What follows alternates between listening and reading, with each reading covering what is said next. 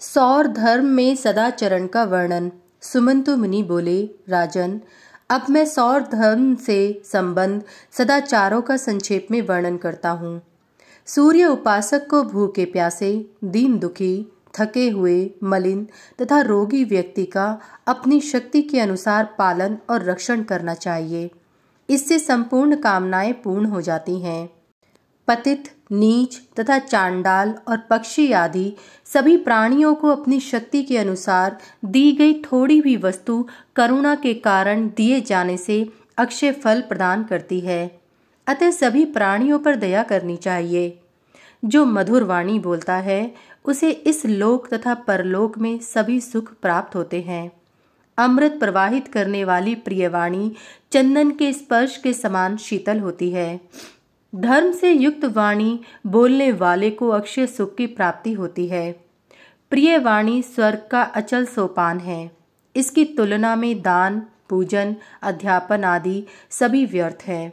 अतिथि के आने पर सादर उससे कुशल प्रश्न करना चाहिए और यात्रा के समय आपका मार्ग मंगलमय हो, आपको सभी कार्य के साधक सुख नित्य प्राप्त हों, ऐसा कहना चाहिए।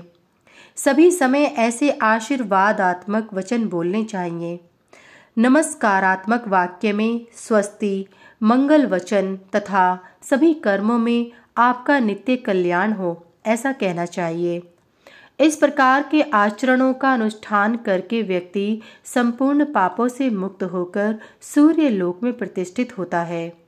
मनुष्यों को जैसी भक्ति भगवान सूर्य में हो, वैसी ही भक्ति सूर्य भक्तों के प्रति भी रखनी चाहिए। किसी के द्वारा आक्रोश करने या ताड़ित होने पर जो ने आक्रोश करता है ने ताड़न करता है, वाणी में अधिकार होने के कारण ऐसा क्षमाशील एवं शांत व्यक्ति सदा दुख से रहित होता है। सभी तीर्थों में क्षमा सबसे श्रेष्ठ है, इसलिए सभी क्रियाओं में क्षमा धारण करना चाहिए। ज्ञान, योग, तप एवं यज्ञ, दान आदि सत्क्रियाएं क्रोधी व्यक्ति के लिए व्यर्थ हो जाती हैं, इसलिए क्रोध का परित्याग कर देना चाहिए। अप्रिय वाणी मर्म, अस्थि, प्राण तथा हृदय को जलाने वाली होती है, इसलिए अप्रिय वाणी का कभी प्रयोग नहीं करना चाहिए।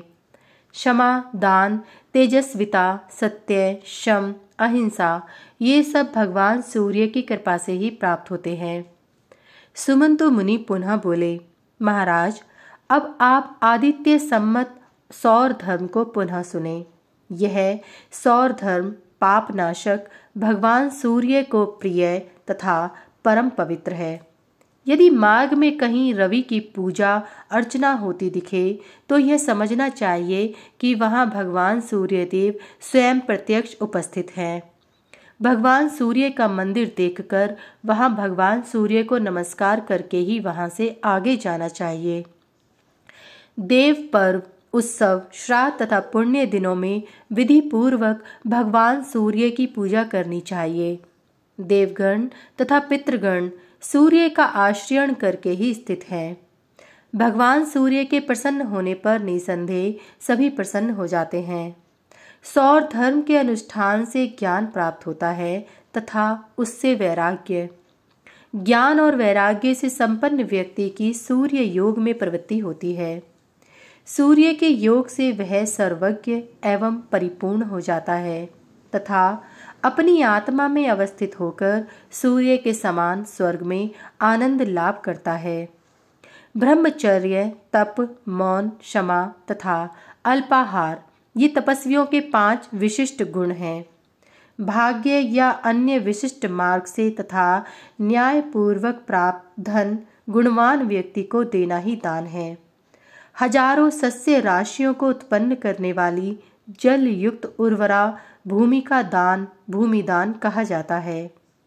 सभी दोषों से रहित कुलीन अलंकृता कन्या निर्धन विद्वान द्विज को देना कन्यादान कहा जाता है।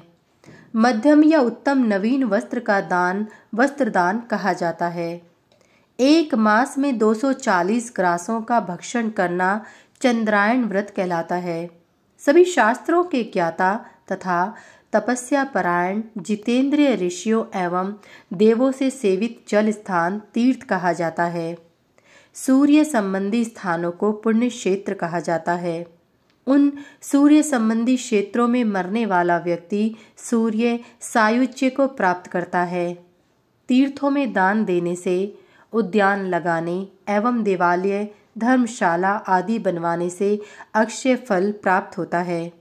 क्षमा एवं निस्पृहता, दया, सत्य, दान, शील, तप तथा अध्ययन, इन 8 अंगों से युक्त व्यक्ति श्रेष्ठ पात्र कहा जाता है।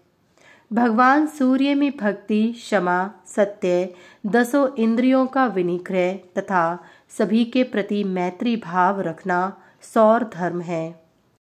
जो भक्ति पूर्वक भविष्य पुराण लिखवाता है वह 100 कोटि युग वर्ष तक सूर्य लोक में प्रतिष्ठित होता है। जो सूर्य मंदिर का निर्माण करवाता है उसे उत्तम स्थान की प्राप्ति होती है।